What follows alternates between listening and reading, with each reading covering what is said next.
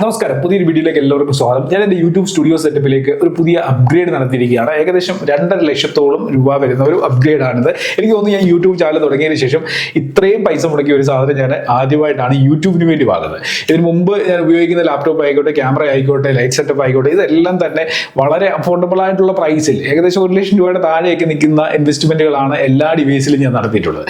പക്ഷെങ്കിൽ ഇവിടെ ഏകദേശം 2.5 ലക്ഷം രൂപ വില വരുന്ന ഒരു മാക്ബുക്ക് പ്രോ M4 ചിപ്പുള്ള ഏറ്റവും ലേറ്റസ്റ്റ് ആയിട്ടുള്ള ആപ്പിളിന്റെ ഒരു മെഷീനാണ് വാങ്ങിയിരിക്കുന്നത്. അപ്പോൾ ഇത്രയും വലിയൊരു ഇൻവെസ്റ്റ്മെന്റ് നടത്തേണ്ട കാര്യമുണ്ടോ എന്ന് ഞാൻ ഇത്രയും നാൾ യൂട്യൂബിൽ വീഡിയോ അപ്ലോഡ് ചെയ്ത് യൂട്യൂബിലൂടെ എൻ്റെ കാര്യങ്ങളൊക്കെ നടന്നു പോകുന്ന ഒരാളാണ്. എന്നിട്ട് ഞാൻ പല പ്രാവശ്യം ആലോചിച്ചതിന് ശേഷമാണ് ഈ ഒരു അപ്ഗ്രേഡ് നടത്തിയത്. ഏകദേശം 10 വർഷത്തോളം മാക്ബുക്ക് ഒന്നും ഇല്ലാതെ തന്നെയാണ് ഞാൻ യൂട്യൂബ് ഓടിച്ചത്. ഒരു കുഴപ്പമില്ലായിരുന്നു. ഇതുവരെ യൂട്യൂബിലെ കാര്യങ്ങളൊക്കെ നടന്നു പോയിരുന്നു. പക്ഷെങ്കിൽ എനിക്ക് തോന്നി അപ്ഗ്രേഡ് ചെയ്യാൻ സമയമായെന്ന്. കാരണം എന്താണെന്നൊക്കെ പറയാം. അതിന് മുമ്പായിട്ട് എന്തായാലും ഞാൻ ഇത്രയും വിലയുള്ള ഒരു സാധനം വാങ്ങിയല്ലേ, ഇതൊന്ന് അൺബോക്സ് ചെയ്ത് കാണിക്കാം. അതിനോടൊപ്പം തന്നെ ഇതൊന്ന് സെറ്റപ്പ് ചെയ്യുന്നത്, ഇതിന്റെ കുറെ ഡീറ്റെയിൽസും കാര്യങ്ങളും ഒക്കെ ഒന്ന് പറഞ്ഞുതരാം. അപ്പൊ ഈ ഒരു ബോക്സ് മാത്രമല്ലായിരുന്നു, ഇതിന് മുകളിലൂടെ മറ്റൊരു ബോക്സ് ഉണ്ടായിരുന്നു. ആ ബോക്സ് ഞാൻ മാറ്റി കഴിഞ്ഞപ്പോൾ ഇങ്ങനെയുള്ള ഒരു ബോക്സ് ആണ് കിട്ടിയത്. ഇതിന്റെ വേർഷൻ എന്ന് പറഞ്ഞു കഴിഞ്ഞാൽ M4 Pro ചിപ്പാണ് ഇതിൽ യൂസ് ചെയ്തിരിക്കുന്നത്. 24 GB റാം ഉണ്ട്. അതേപോലെ തന്നെ 512 GB SSD സ്റ്റോറേജുമാണ് ഇതിലുള്ളത്. ഓക്കെ, നമുക്ക് ജസ്റ്റ് ഒന്ന് അൺബോക്സ് ചെയ്യാവേ. ഞാൻ ആദ്യമായിട്ടാണ് ഒരു ആപ്പിൾ പ്രൊഡക്റ്റ് വാങ്ങുന്നതും അത് ഓപ്പൺ ആക്കുന്നതും. ഇത്രയേ ഉള്ളൂ, സിമ്പിളാണ്.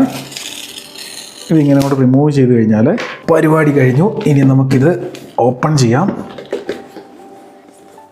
ടണ്ടടേ, ഇതേ ഇരിക്കുന്നു നമ്മുടെ മാക്ബുക്ക്. നമുക്കിതൊന്ന് വെളിയിലെടുക്കാം. വാ, നല്ല അടിപൊളി പാക്കിംഗ്.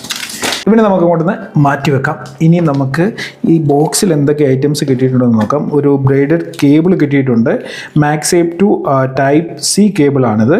ഇതിൻ്റെ ലെങ്തും കാര്യങ്ങളും ഒക്കെ നല്ല രീതിയിലുണ്ടെന്ന് തോന്നുന്നു. ചുരുട്ടിക്കൂട്ടി വെച്ചിട്ടുണ്ട്. പിന്നെ എന്താണ്, സാധാരണ മാക്കിൻ്റെ കൂടെ കുറേ സ്റ്റിക്കേഴ്സും കാര്യങ്ങളൊക്കെ കിട്ടുന്നതാണ്. സ്റ്റിക്കറൊന്നുമില്ല. ഇതേപോലൊരു യൂസർ മാനുവല്, പിന്നെ ഇത് വാറണ്ടി കാർഡോ അവരുടെ ഡീറ്റെയിൽസ് ഒക്കെ എഴുതിയിട്ടുള്ളൊരു കാർഡുമാണ് കിട്ടിയിട്ടുള്ളത്. അതിനോടൊപ്പം തന്നെ ഇതായിരിക്കുന്നു 144 വാട്ട്സിൻ്റെ ഫാസ്റ്റ് ചാർജിങ് അഡാപ്റ്റർ. ഇത്ര ഐറ്റംസേ ഉള്ളൂ. ഇതിൻ്റെ അകത്ത് വേറൊരു സാധനങ്ങളും ഇല്ല. ഇതിൻ്റെ 2 കളർ വേരിയൻ്റ് ഉണ്ട്. ഞാനിവിടെ സ്പേസ് ബ്ലാക്ക് കളറാണ് വാങ്ങിയത്. പിന്നെ കോമൺ ആയിട്ട് നിങ്ങൾ മാക്ബുക്കിലൊക്കെ കണ്ടിട്ടുള്ള ഒരു കളർ ഉണ്ടല്ലോ, ഏതാണ്, സിൽവർ കളർ. ആ 2 കളേഴ്സാണ് ഈ ഒരു മാക്ബുക്കിനും ഉള്ളത്. ഓക്കെ, ഫസ്റ്റ് ടൈം ഞാനിതൊന്ന് ഓപ്പൺ ആക്കിയാണ്. Single handle open. നമുക്കിതേപോലെ ഒരു കവറിങ് ഇതിൻ്റെ അകത്ത് കിട്ടുകയും ഡിസ്പ്ലേയിൽ അത് നമുക്കിതേപോലെ എടുത്തങ്ങ് മാറ്റാം.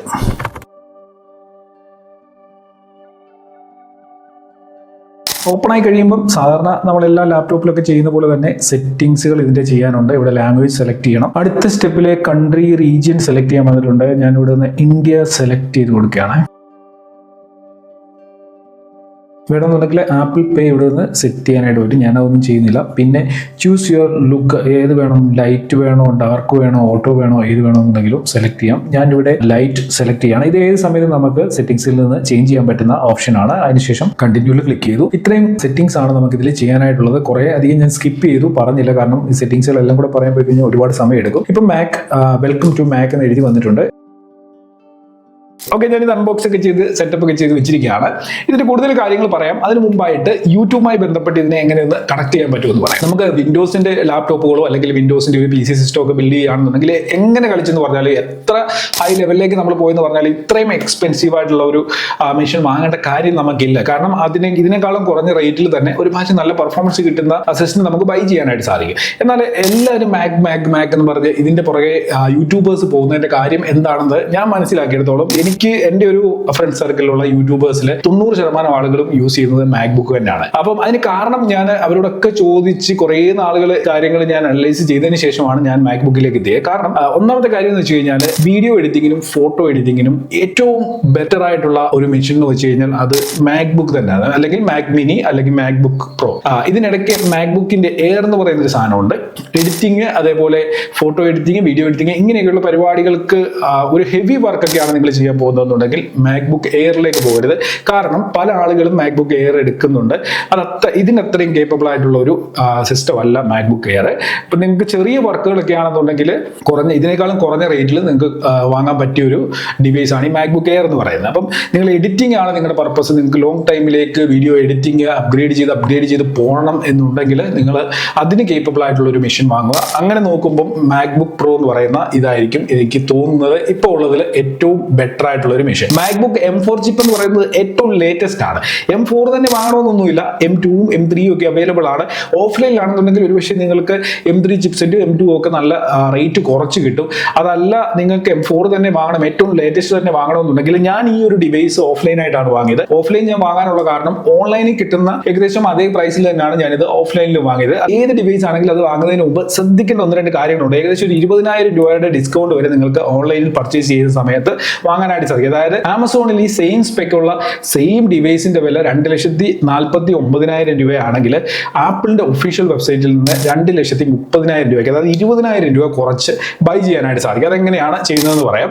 അതിനായിട്ട് സിമ്പിൾ ആയിട്ടൊരു സ്റ്റുഡന്റ് ഓഫർ ആപ്പിളിന്റെ ഒഫീഷ്യൽ സൈറ്റിലുണ്ട്. സ്റ്റുഡന്റ് ഓഫർ അപ്ലൈ ചെയ്തുകൊണ്ടാണ് നിങ്ങൾ വാങ്ങുന്നതെങ്കിൽ ഇൻസ്റ്റന്റ് ആയിട്ട് 20,000 രൂപയുടെ ഡിസ്കൗണ്ടിൽ നിങ്ങൾക്ക് ഈ ഒരു ഡിവൈസ് ബൈ ചെയ്യാനായിട്ട് സാധിക്കും. അപ്പൊ ഞാൻ സ്റ്റുഡന്റ് ഓഫർ ഒക്കെ ഇട്ട് വാങ്ങാനാണ് പ്ലാൻ ചെയ്തത്. പക്ഷേ ഏകദേശം സ്റ്റുഡന്റ് ഓഫറിന് കിട്ടുന്ന അതേ പ്രൈസിൽ എനിക്ക് ഓഫ്ലൈനിൽ കിട്ടിയതുകൊണ്ടാണ് ഞാൻ ഓഫ്ലൈനിൽ നിന്ന് വാങ്ങിയത്. അല്ല എന്നുണ്ടെങ്കിൽ ഞാൻ ആപ്പിളിന്റെ ഒഫീഷ്യൽ സൈറ്റിൽ നിന്ന് തന്നെ ഇത് ബൈ ചെയ്യുമായിരുന്നു. ഇനി ആപ്പിളിന്റെ ഡിവൈസ് വാങ്ങുമ്പോൾ മറ്റൊരു പ്രശ്നമുണ്ട്.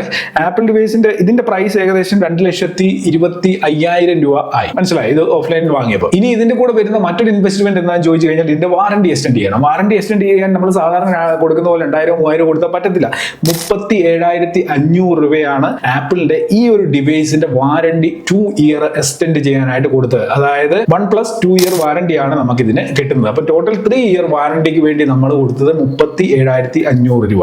ഒന്ന് ആലോചിച്ച് നോക്കി, 37,500 രൂപയുടെ കൂടെ ശകലം കൂടെ പൈസ ഇട്ട് കഴിഞ്ഞാൽ നമുക്ക് വേറൊരു മെഷീൻ, വേറൊരു ലാപ്ടോപ്പ്, വിൻഡോസിന്റെ വാങ്ങാനായിട്ട് സാധിക്കും. പക്ഷേ വിൻഡോസിന്റെ ലാപ്ടോപ്പ് വാങ്ങിക്കഴിഞ്ഞാൽ മാക്കിന്റെ ഇതിൽ കിട്ടുന്ന ആ ഒരു പെർഫോമൻസ് എന്തായാലും 1,00,000 രൂപയുടെ താഴെയുള്ള പ്രൈസ് റേഞ്ചിലുള്ള ലാപ്ടോപ്പ് കിട്ടുമെന്ന് എനിക്ക് തോന്നുന്നില്ല. കാരണം ഇപ്പൊ എന്റെ ഇരിക്കുന്നത് ലിനോവോ ലിജി എന്ന് പറയുന്ന ഒരു ലാപ്ടോപ്പാണ്. അത് വളരെ ശോകമായിട്ട് തോന്നുന്നു. ഏകദേശം 1,15,000 രൂപ കൊടുത്ത് ഞാൻ ഒരു 3-4-5 വർഷം മുമ്പ് വാങ്ങിയതാണ്.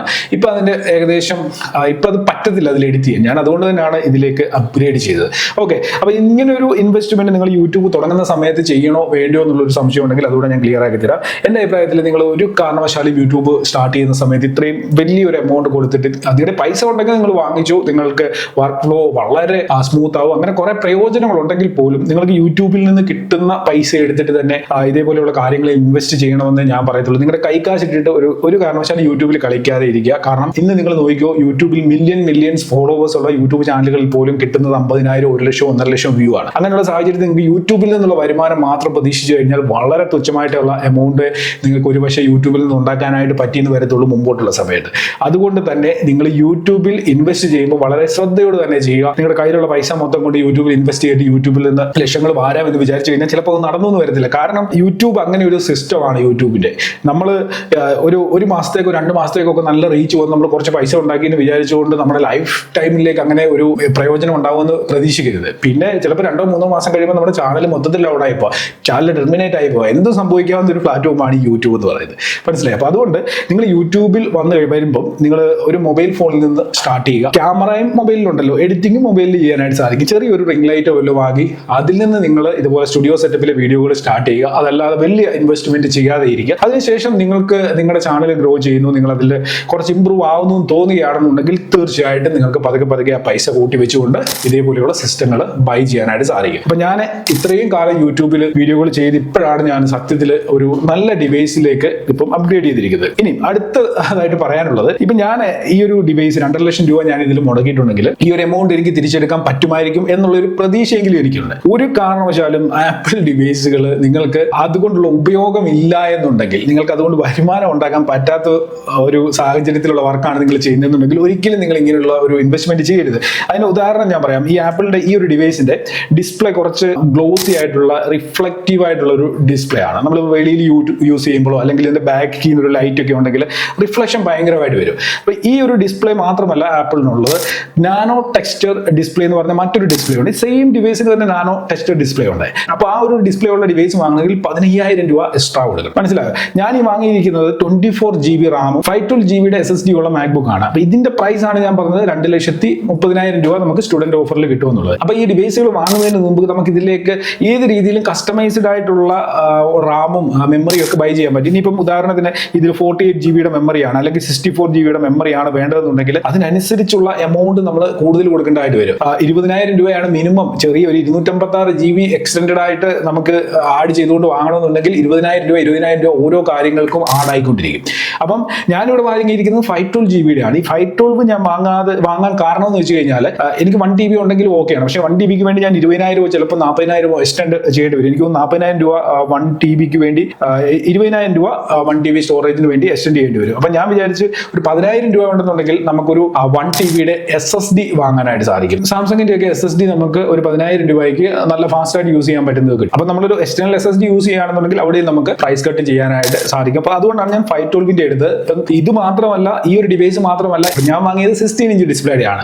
ഇനി നിങ്ങൾക്ക് പ്രൈസ് കട്ട് ചെയ്ത് മാക്കിന്റെ ഇതേ സ്പെക്സ് ഉള്ള ഒരു ഡിവൈസ് വാങ്ങണമെന്നുണ്ടെങ്കിൽ 14" ഉണ്ട്. അതിലേക്ക് വരുന്നുണ്ട് 2,00,000 രൂപയിൽ താഴെ നമുക്ക് ആ ഒരു ഡിവൈസ് സെയിം സ്പെക്സിലുള്ളത് വാങ്ങാനായിട്ട് സാധിക്കും. അപ്പൊ ഞാൻ ആദ്യം പറഞ്ഞ സ്റ്റുഡൻസ് ഓഫർ നിങ്ങൾക്ക് കിട്ടണമെന്നുണ്ടെങ്കിൽ ഇത്രയും വലിയൊരു ഡിസ്കൗണ്ടിൽ സ്റ്റുഡന്റ് ഓഫറിൽ വാങ്ങണമെന്നുണ്ടെങ്കിൽ അതിനുള്ള ഒരു ഒഫീഷ്യൽ സൈറ്റ് ഉണ്ട് ആപ്പിളിന്റെ തന്നെ. അവിടെ കയറിയിട്ട് നിങ്ങൾ സ്റ്റുഡന്റ് ID നിങ്ങൾ സബ്മിറ്റ് ചെയ്യണം. അത് വെരിഫൈ ചെയ്ത് നിങ്ങൾ സ്റ്റുഡന്റ് ആണെന്ന് അവർക്ക് തോന്നി കഴിഞ്ഞു കഴിഞ്ഞാൽ അവർ നിങ്ങൾക്ക് ഈ ഒരു ഓഫർ ഇട്ടുകൊണ്ട് പ്രൊഡക്റ്റ് നിങ്ങൾക്ക് പർച്ചേസ് ചെയ്യാനായിട്ട് സാധിക്കുന്നതാണ്. ഞാൻ ഈ മാക്ബുക്ക് വാങ്ങിയത് IT-Net എന്ന് പറയുന്ന എറണാകുളത്തുള്ള ഒരു ഷോപ്പിൽ നിന്നുമാണ്. അവരുടെ കോൺടാക്ട് ഡീറ്റെയിൽസ് ഞാൻ വേണമെന്നുണ്ടെങ്കിൽ ഡിസ്ക്രിപ്ഷനിൽ കൊടുത്തേക്കാം. നിങ്ങൾ ചെക്ക് ചെയ്ത് നോക്കുക. വേണമെങ്കിൽ നിങ്ങൾക്ക് അവരെ കോൺടാക്ട് ചെയ്ത് എൻക്വയറി ചെയ്യാം. നിങ്ങൾക്ക് ബൈ ചെയ്യാൻ പറ്റുന്ന ഒരു പ്രൈസിൽ കിട്ടുകയാണെന്നുണ്ടെങ്കിൽ അവിടെ നിന്ന് നിങ്ങൾക്ക് വാങ്ങാനായിട്ട് സാധിക്കുന്നതാണ്. ഇനി വീഡിയോ എഡിറ്റിംഗ് ആണ് നിങ്ങളുടെ ലക്ഷ്യം എന്നുണ്ടെങ്കിൽ ഈ മാക്ബുക്ക് പ്രോ ഇത്രയും എക്സ്പെൻസീവ് ആയിട്ടുള്ളത് വാങ്ങേണ്ട കാര്യമില്ല. ഇതിലും കുറഞ്ഞ റേറ്റിൽ നിങ്ങൾക്ക് സെറ്റപ്പ് ചെയ്യാൻ പറ്റും.